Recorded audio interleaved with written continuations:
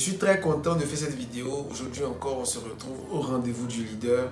Je suis Monsieur Sey et comme d'habitude, on va partager un moment d'échange.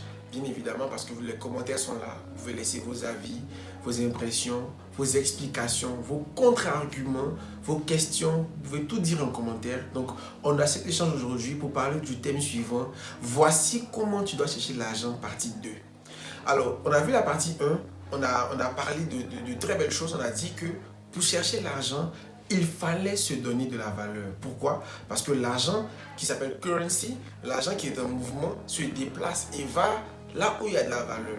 Pourquoi? Parce que l'argent même est un représentant de la valeur. L'argent n'est rien, c'est du papier.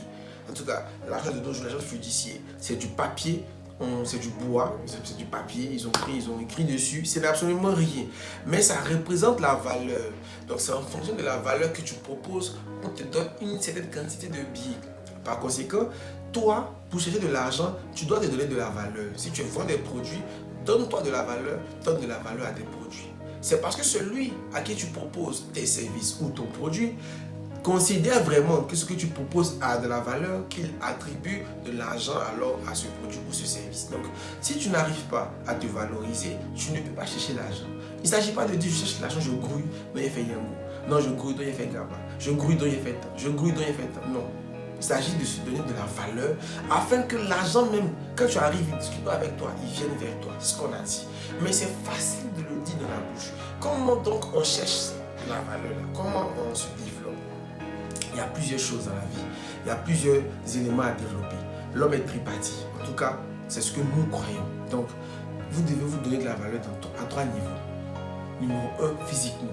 Physiquement, vous ne pouvez pas accepter d'être standard, d'être banal. Vous ne pouvez pas accepter d'être quelqu'un de basique, qui s'habille basiquement. Tu es simple. Pourquoi tu es simple? Pourquoi tu es simple? Les simples ne vont pas loin. Les simples restent entre eux les simples. Non, non, non. Les simples restent entre eux les simples. Tu peux être simple si tu es né dans une famille riche. Si tu es né chez les riches, la richesse fait que déjà même là, tu n'as pas besoin de faire autre chose. Tu dois être simple. Mais quand tu es né chez les poignons comme nous, quand tu es né à peu près comme nous, quand tu es né un peu comme nous, tu dois te faire remarquer. Tu peux pas être simple. Il faut qu'on te remarque pour te donner des opportunités. Tu ne peux pas être simple. Alors, tu dois te faire physiquement même bien. Tu dois te faire, c'est-à-dire qu'on te voit, on dit vraiment, il y a quelqu'un d'important qui passe. Pourtant, tu n'as encore rien. C'est très important, d'accord? Et le deuxième niveau, c'est au niveau émotionnel et intellectuel. Émotionnel, je parle plus des valeurs que tu prônes. Quels sont les comportements que tu as? Se donner de la valeur, c'est poser des actes de valeur. C'est agir, faire des choses qui ont de la valeur pour la société, des choses qu'on valorise en société. Si on valorise le fait d'aider un ami, si on valorise le fait de respecter une grande personne, si on valorise le fait de pardonner à quelqu'un, si on valorise le fait de rester humble même quand on peut s'enorgueillir, si on valorise le fait de dire bonjour aux gens, faites-le. Faites ce que la société valorise. Donnez-vous de la valeur émotionnellement parlant, en ayant le comportement, le caractère qui est valorisé par la société. Ça ne veut pas dire que tu fonctionnes en fonction des autres, non. Mais il y a des normes dans la vie, il y a des choses dans la vie qui sont là et qu'on doit suivre. Donc tu te dois de te donner de la valeur en posant des actes de valeur, en faisant des choses que les gens estiment. C'est pour ça qu'on va t'estimer. Tu poses des actes qui sont estimables, alors on va t'estimer. On va te donner beaucoup de valeur. Aussi, au niveau de l'âme, il y a l'intellect. L'intellect, c'est de se donner de la valeur en se cultivant. Apprenez des choses, soyez cultivés. C'est pas obligé de tout connaître, mais ce que vous connaissez bien. Soyez infaillible dedans. Quand tu as de l'expertise dans quelque chose, tu es quelqu'un qui est valorisable facilement. On peut t'appeler expert, tu es valorisable facilement. Donc, quand vous faites les choses, faites-les bien. Moi, j'ai développé une culture de tout ce que je commence à faire, je suis très fort dedans. Je ne sais jamais être moyen, je veux toujours être très fort dedans. C'est la culture de l'excellence.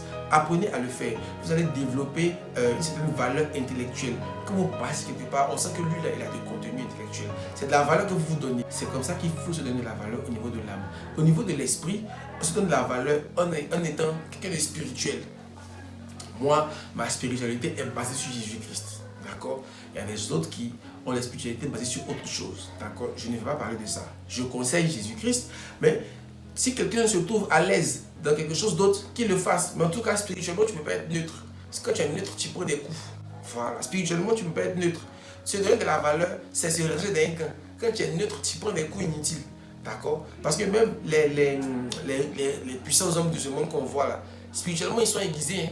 Spirituellement, les blancs, là, vous pensez qu'ils n'ont pas de basses. Ils ont les vraies basses, ils ont les vrais docs, ils ont les vrais sectes dans lesquels ils sont. Ils sont aiguisés, ils sont prêts.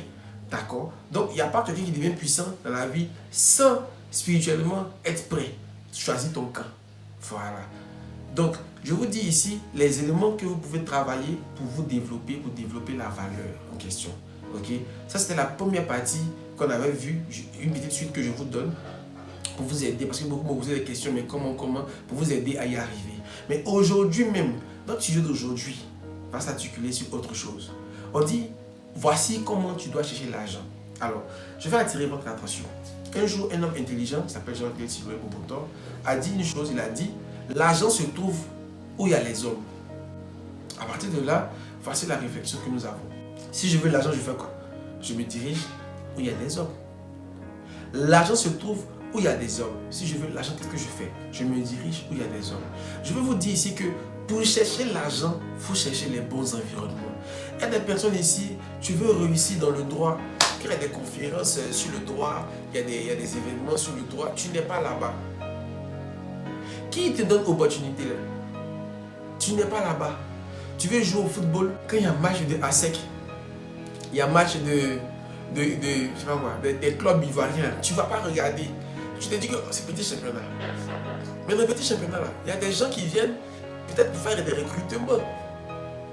Toi, tu peux croiser peut-être un monsieur.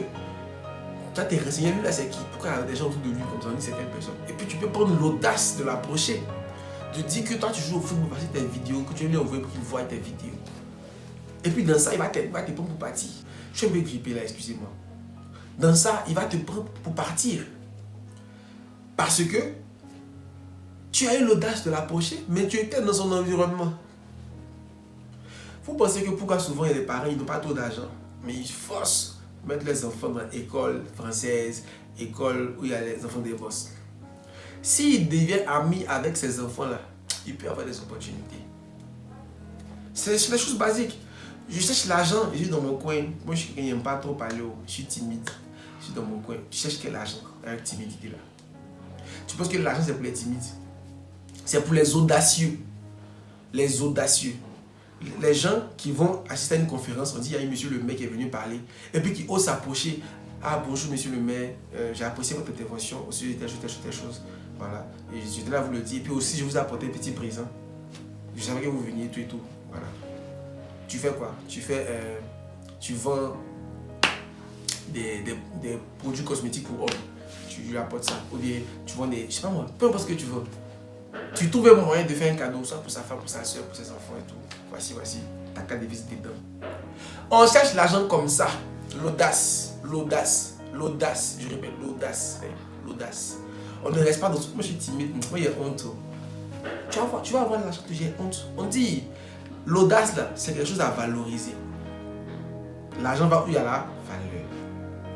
L'audace. Déjà, même pour être audacieux, il faut être capable de se retrouver au bon moment, au bon endroit. Sinon, tu as fait quelle audace? Donc, j'ai parlé de l'environnement, j'ai parlé de l'audace. Le dernier point qu'on va voir pour chercher l'argent, c'est les relations humaines. Sachez que c'est l'homme qui fait l'homme. Aussi bien que c'est l'homme qui détruit l'homme, c'est l'homme qui fait l'homme. Donc, vous qui êtes là, moi, je n'ai pas beaucoup d'amis. Ah bon? Tu n'as pas beaucoup d'amis. D'accord. J'espère que ton seul ami ou tes deux amis que tu as là, ils peuvent t'ouvrir les portes. Parce que sinon, tu vas rester dans ta position.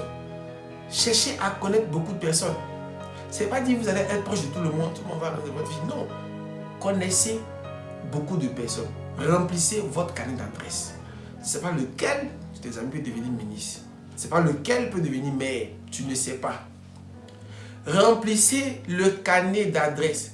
Rencontrez des gens. Sympathisez avec eux. Prenez leurs contacts. C'est comme ça qu'on devient riche aussi. C'est comme ça qu'on cherche l'argent. Parce que tu ne sais pas qui, dans ton répertoire d'aimer, va pouvoir te donner une opportunité. Tu ne sais pas. Arrête de jouer les insuffisants. Tu ne te suffis pas. Tu ne peux rien créer toi seul. Par conséquent, entretiens des relations paisibles, des relations d'amitié avec beaucoup de personnes. Il ne s'agit pas d'être des bestes avec tout le monde. Il s'agit de pouvoir avoir des bons liens avec beaucoup de personnes. Élargissez vos horizons. Parce que l'argent se trouve où il y a les hommes. Donc plus il y a des hommes qui t'entourent, tu as de fortes chances d'avoir de l'argent. Voilà.